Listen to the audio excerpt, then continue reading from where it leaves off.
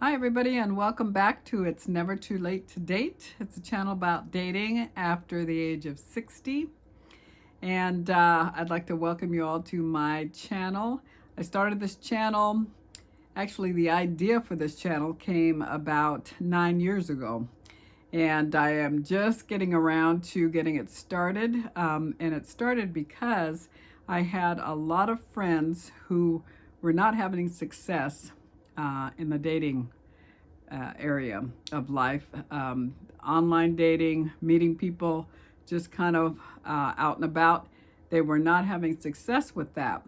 Well, I became single probably, it's been about 12 years ago. And when I decided to start dating, I met great guys and met my guy David pretty quickly. And they were all just very surprised that I was able to meet somebody so quickly. And especially a good guy like he is. And so they all asked me, well, what was I doing? How did I do it? And so I decided to get start thinking about that and kind of contemplating what's the difference between my experience and theirs. I've done some interviewing with a lot of people. I've done a lot of reading, a lot of research, and then also just taking into consideration my experience in the whole process. So started the channel and we've got a few videos up already. Hopefully you've seen some of them and you've had time to like and subscribe my channel. Today we're going to continue a little bit off of a video that I did a couple days ago, and it was about the first date.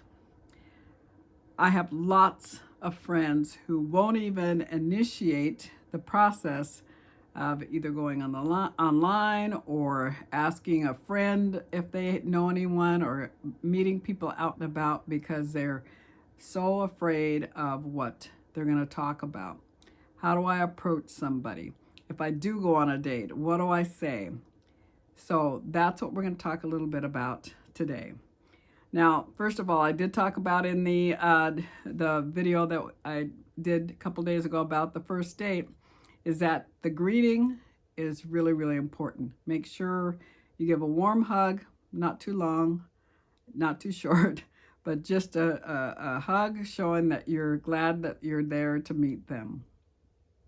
Doesn't matter who initiates it, but as long as somebody does. Then also, once you sit down and you start your conversation, the main thing in your head should be to be interested, not interesting. And that says it all. You're interested in finding out more about them. You're not trying to be more interesting so that they ask you questions. That may happen, but if you're interested in them first, then most likely it'll be turned around and they'll be interested in you as well. Your main questions are going to be questions that are open-ended questions, not closed-end questions that only require a yes or no answer. You want to make sure that you're asking questions that they do have to have a little bit of elaboration when they're answering the question. And one of the things that I always ask, whether I'm meeting somebody for the first time just as a friend or when I was dating, was, did you grow up in this area? So no matter where you grow up, you can ask that question. If they grew up in the same area as you did, then you've got lots to talk about, like, whoa, what area did you go to high school in this area? And you probably have friends in common. At least you know people in common, and that's a whole other area of discussion. You know locations in common, you know restaurants in common, you know a lot of things that you can talk about and get to know people in that way by asking them questions about whether they liked certain restaurants or what are their favorites in the area. It can go a lot of different ways with that one question. If their answer is they did not grow up in this area and you ask them, well, whereabouts did you grow up? They can tell you about where they grew up. Ask them questions like, well, how was that? What was that like growing up in that area? And Is your whole family there? Did you have a lot of relatives around, extended family? Those type of things. And if even if they didn't grow up where you did, you still have some things that you can ask them and get some information that tells you a little bit more about them. So start with that question. And if you've got somebody who just is very non-responsive, then, it could be a red flag, but at the same time, it could just be they need to warm up a little bit and they're nervous, just like you are. So once you've asked a bunch of questions and not in an interrogating way, hopefully they'll warm up and will return the favor and ask you questions. And that can just go on and on. Just be curious, be interested in the other person, and not focus just on yourself. That's a big, I think it's a turn on for me. Most women have asked me or told me that after their first date with someone, that the guy never asked them any questions about themselves. It was all, they just talked about themselves, talked about their cars, they talked about their, their homes or what they do for a job. And that's great in some ways, because at least they're open to talk about it. But at the same time, you want them to be interested in you as well, and not just about talking.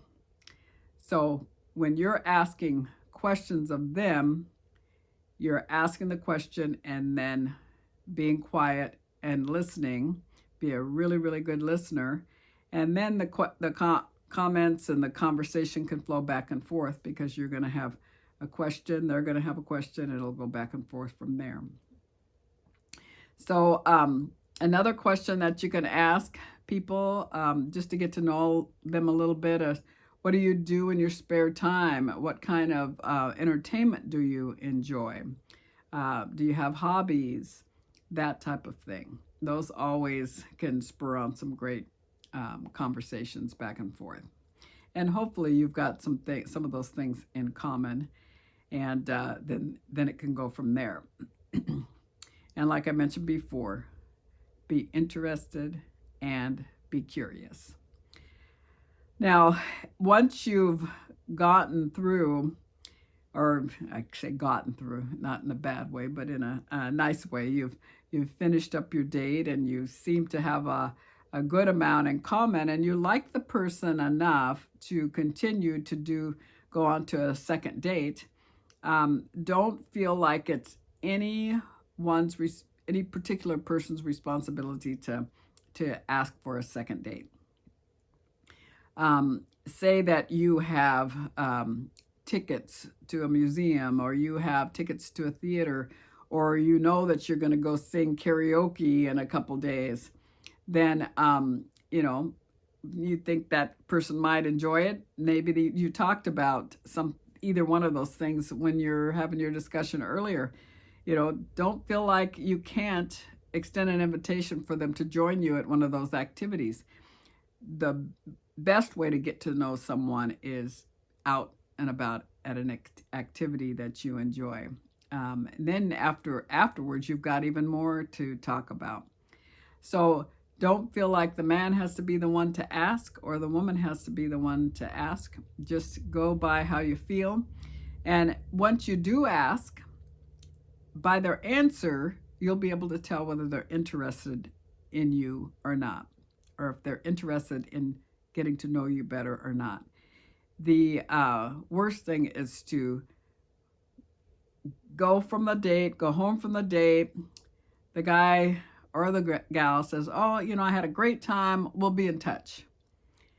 And then you wait by the phone for them to respond or to text you or whatever. So let each other know right away how you're feeling about things. If there's any type of you know, excitement about seeing that person again, or any type of attraction, then by all means, you're going to want to have a second date just to see where it goes from there. Now, two things. There's different types of ways to know whether a person is right, may be right for you. There's a spark, which is not always a good thing, and then there's attraction. Now, a lot of people think it's the same thing. So a spark is that giddy feeling you get, or that zap and fireworks, and somebody that, and you can't think straight. You're just too embarrassed to talk around them. That happens. But also, it's just the fireworks that happen when you meet somebody sometimes, and there's that spark there. A lot of times that spark is there initially, and as you get to know the person a little bit more, then that spark goes away. So you want to not go on a second date just because there is a spark, but put everything into consideration, into one package, to determine whether you're going to go on that next date or not. Now, attraction is another thing. If you're attracted to someone, usually it's because of their a physical feature, or a gesture they make, or the way they talk, the way they're very can't think of the word, where when they're talking to you, or you feel like you're the only person in the room. They definitely are focused on you, and a lot of times that makes you feel really, really good. That they're interested, and that they're interested in you, and they know how to treat other people and how to give you their full attention. And to me, that's very attractive. So you could be attracted by that, a smile, just those type of things. There's not necessarily a spark there, but there's definitely a reason to see them again. And so you kind of want to focus on that attraction part, not so much the spark, because not always is the spark going to be there initially, and it grows over time. Now, with David and I, my guy, we were attracted to each other in the beginning, and it's just grown. We've been together for 9 years, and it never gets old. It grows all the time. Sure, we have our things. We have our spats. We have our disagreements, because both of us were independent people. And when two independent people get together, you're going to have some clashes as to what, and you get to know each other, and you learn what the other person likes and what they expect, and vice versa. And then you can grow from there. Or you can determine, well, man, I don't know if I can deal with this, and then either you move on then. But just, it's nice to have that attraction in the beginning that grows and grows over time. I think it makes for a much more stable relationship. Now, one thing that I did not mention in the first date, and we're talking about ways of meeting people, we were talking about online dating specifically, but I became aware of my next door neighbors. They met, and they're both had been married before, and weren't necessarily even dating anyone, but they were out at both of their kids rode horses. And so they knew each other from this riding club, and they would come and bring their kids, and their daughters would ride horses at the same time. And so while the daughters were riding, the parents were standing by kind of watching and and chatting a little bit. And the thing that she right away noticed, how his girls responded to him, and how he was such a good dad and all of that. And then from there, it grew to a few other things that they noticed. They were all at a dinner together because of the riding club. And from there, got to know each other a little bit better. And then he asked her out. So don't discard the fact that you can meet somebody out and about doing the things that you do on a normal basis. Especially if you have kids or grandkids, you're going to meet people out at their events. So just keep your eyes open. You have to be aware, and you never know what might happen. So happy dating. We'll see you on the next video. Be sure to like and subscribe, and please feel free to comment on different things that you've done to keep conversation going on your dates, as well as where places that you met people who you've had successful dating relationships with. I love to hear your stories and look forward to seeing you on the next video.